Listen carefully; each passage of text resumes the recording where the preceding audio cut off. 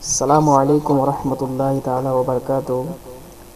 الصلاۃ والسلام علیک یا رسول اللہ، الصلاۃ والسلام علیک یا حبیب اللہ، الصلاۃ والسلام علیک یا نور اللہ، وعلی آلک واصحابک یا حبیب اللہ، صلی اللہ تعالی علیہ وسلم۔ کس بات کا خطرہ؟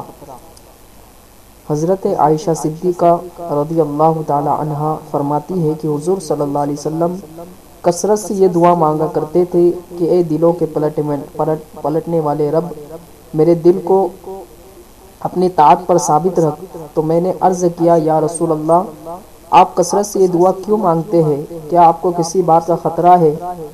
اس پر حضور صلی اللہ علیہ وسلم نے جواب دیا، عائشہ، مجھے اپنے آپ پر کیسے اطمینان ہو سکتا ہے جبکہ تمام انسانوں کے دل اللہ رب العزت کی دو انگلیوں کے درمیان ہیں۔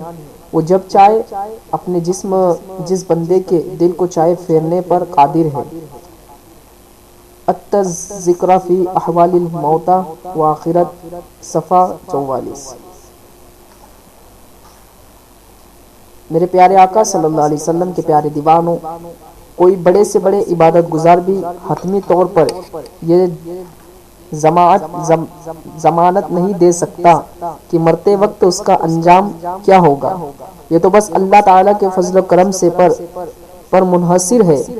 اللہ تعالیٰ کی بارگاہ میں دعا ہے کہ ہمیں سوء خاتمہ سے بچائے اور ہمارا خاتمہ بالخیر فرمائے۔ سوء خاتمہ کے چند اسباب۔ بد نظری۔ مصر میں ایک شخص برابر مسجد میں رہتا تھا، پابندی سے اذان دیتا اور جماعت میں شرکت کرتا، چہرے پر عبادت اور طاعت کی رونق بھی تھی۔ اتفاق سے ایک دن جب اذان دینے کے لیے مسجد کے مینار پر چڑھا تو قریب میں ایک عیسائی شخص کی خوبصورت لڑکی پر نظر پڑی، جسے دیکھ کر وہ اس پر دل و جان سے فریفتہ ہو گیا اور اذان چھوڑ کر وہیں سے سیدھے اس مکان میں پہنچا۔ لڑکی نے پوچھا، کیا بات ہے، میرے گھر میں کیوں آیا؟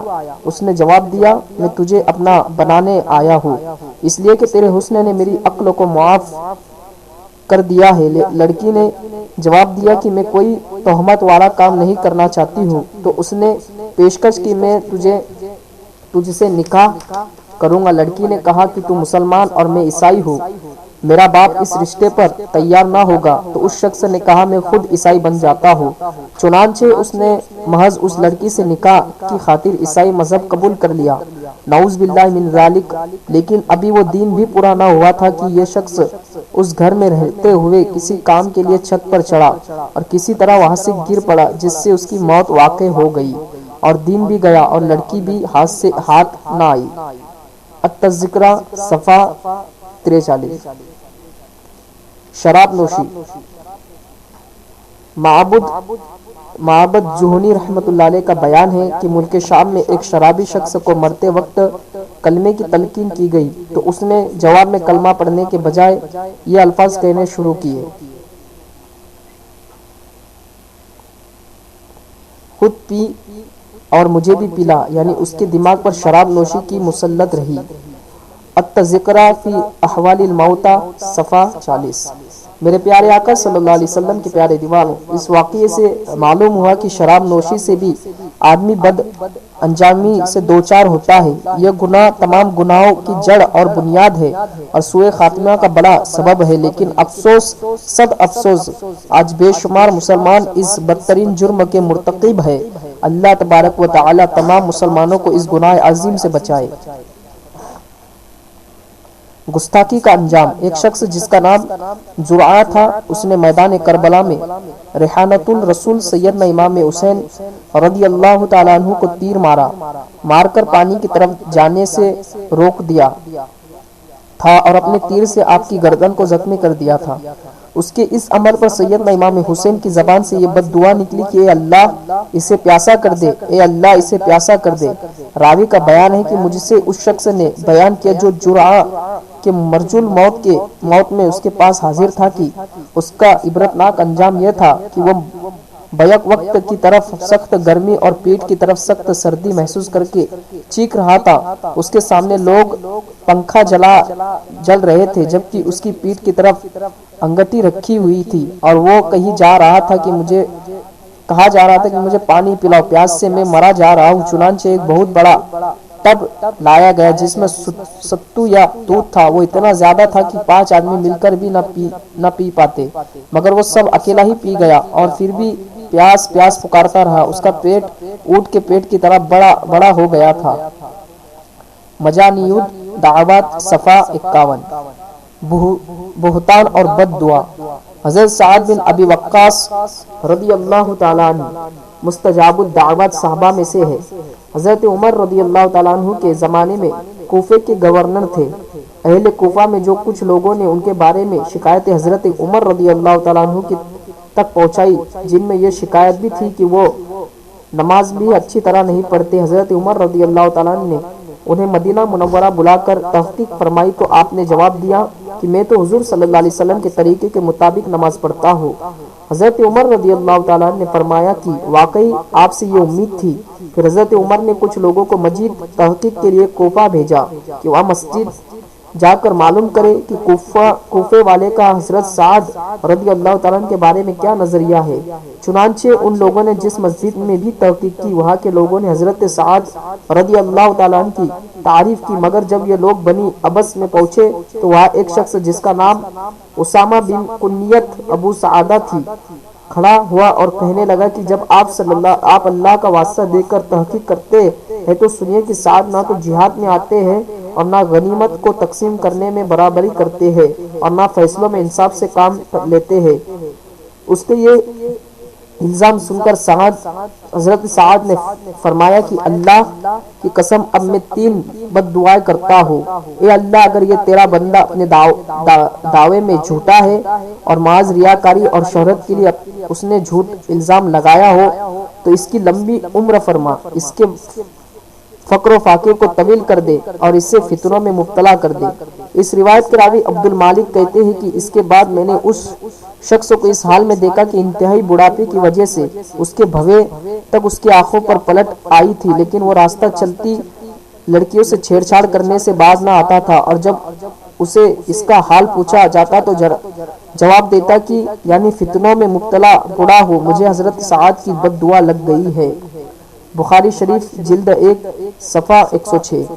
میرے پیارے آقا صلی اللہ علیہ وسلم کے پیارے دیوان، اس طرح کے بے شمار عبرتناک واقعات تاریخ کے صفحات پر محفوظ ہے۔ تاریخ اس بات کی شاہد ہے کہ جن بد نصیبوں نے بھی اللہ کے نیک بندوں کو ستایا، ان کی توہین کی، انہیں رسوا کرنے کی کوشش کی، ان کا حشر بہت برا ہوا۔ تھوڑے سے دنیاوی فائدے کے لیے انہوں نے اللہ کے نیک بندوں کو ناراض کر کے اپنی آخرت کو برباد کر لیا۔ یہ ذہن میں محفوظ کر لینا چاہیے کہ برے خاتمے کے اسباب میں سے ایک بہت بڑا سبب اولیاء کرام اور اللہ تبارک تعالیٰ کے برگزیدہ بندوں کے ساتھ بغض و عداوت بھی ہے۔ چنانچہ حدیث قدسی میں ہے، یعنی جو شخص میرے کسی ولی سے دشمنی رکھے اس کے خلاف اعلان جنگ کرتا ہوں۔ بخاری شریف 2 صفحہ 963۔ اس لیے ہر مسلمان کو کسی بھی اللہ والے کی شان میں گستاخی اور زبان درازی سے پوری طرح اعتراض کرنا لازم ہے تاکہ خاتمہ بالخیر کی دولت سے محروم نہ ہو۔ اللہ تبارک و تعالی ہمیں زندگی کے آخری لمحہ تک اولیاء کرام رضوان اللہ تعالی علیہ اجمعین اور سارے بزرگوں سے محبت رکھنے اور ان کے احترام کی توفیق عطا فرمائے۔ خاتمہ بالخیر نعمت عظمی۔ جس شخص کو ایمان کامل اور اعمال صالحہ کے ساتھ دنیا سے رحلت نصیب ہو جائے تو یہ ایسی عظیم دولت ہے جس کے مقابلے میں کائنات کی ہر دولت ہیچ ہے۔ اسی لیے ان تمام اسباب کو اختیار کی ضرورت ہے جو حسن خاتمہ کے ذریعے بنتے ہیں۔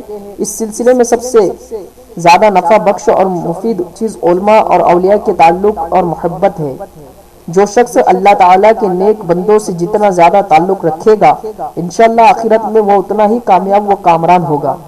رسول اللہ صلی اللہ علیہ وسلم کا ارشاد گرامی، یعنی آدمی کا حشر اس کے محبوب کے ساتھ ہوگا۔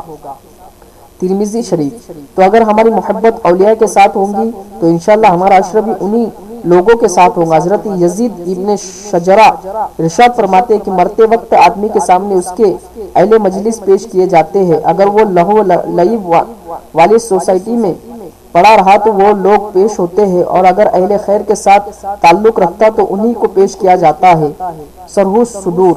میرے پیارے آقا صلی اللہ علیہ وسلم کے پیارے دیوانوں، بہرحال صلح اور اولیاء اللہ سے عقیدت و محبت خاتمہ بالخیر کا بہترین اور مؤثر ذریعہ ہے، اس کے حصول کی کوشش کرنی چاہیے۔ خاتمہ بالخیر سے مراد محض موت کا آسانی سے آ جانا ہی نہیں ہے، کیونکہ بعض مرتبہ ایسا ہوتا ہے کہ بڑے بڑے صالح اور بزرگ حضرات کبھی کسی خطرناک حادثے کے دوچار ہو کر اچانک وفات پا جاتے ہیں، اور کبھی کوئی بد عمل شخص بڑی آسانی اور اچھی حالت میں رحلت کر جاتا ہے۔ بلکہ خاتمہ بالخیر کا مطلب یہ ہے کہ آدمی کا ایمان اس کی موت کے وقت سلامت ہو اور وہ اپنے بہترین اعمال اور رحمت خداوندی کا امیدوار ہو کر بارگاہ الہی میں پہنچا ہو۔ ایسی مبارک کیفیات کے ساتھ اگر کسی بندے کو بستر مرگ پر تکلیف کے ساتھ یا اچانک کسی حادثے میں موت واقع بھی ہو جائے تب بھی اسے خاتمہ بالخیر ہی کہیں گے۔